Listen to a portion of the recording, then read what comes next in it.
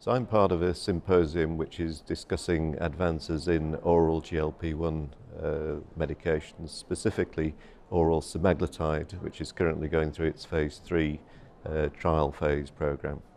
After hearing about the early phase 2 work and also the use of semaglutide oral in patients who are treatment naive, I'll be describing some of the studies that have compared semaglutide oral preparation with various commonly used anti-diabetes drugs. So in one study there's been a comparison with empagliflozin at a dose of 25 milligrams. The primary endpoint in all of these studies has been the change in HbA1c at 6 months, and oral semaglutide showed a significant benefit in terms of HbA1c reduction versus empagliflozin. There's also been a comparison study looking at various doses of oral semaglutide versus sitagliptin, which is the most commonly used DPP-4 inhibitor, once again at 26 weeks showing a significant benefit for oral semaglutide over sitagliptin. Finally, there's been a comparison with liraglutide, that is the most commonly prescribed injectable GLP-1 receptor agonist, and even at the higher dose of 1.8 milligrams of liraglutide, there's a significant benefit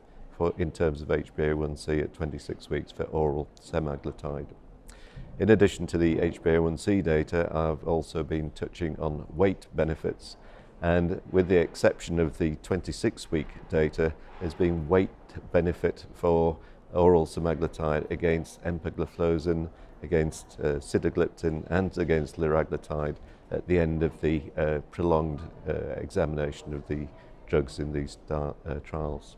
There's also a variable dosing study that's looking at sitagliptin versus physician dosing oral semaglutide that shows benefit in terms of both HbA1c reduction and weight for oral semaglutide, with more patients hitting the HbA1c target of 7 or 53 millimoles per mole at the end of study.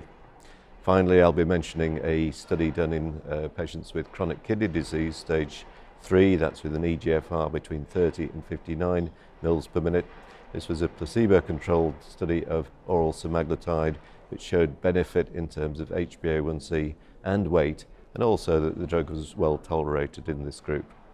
I'll also be touching on future studies that we'll be reporting soon, including a trial looking at oral semaglutide being added to insulin, and then the cardiovascular outcome trial, which is known as Pioneer 6, which has recently completed with last patient last visit and is expected to publish next year.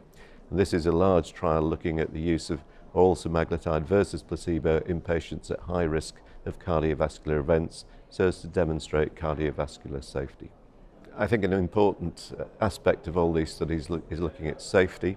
and the safety profile of oral semaglutide looks very similar to that of the injectable GLP-1 receptor agonists, mainly with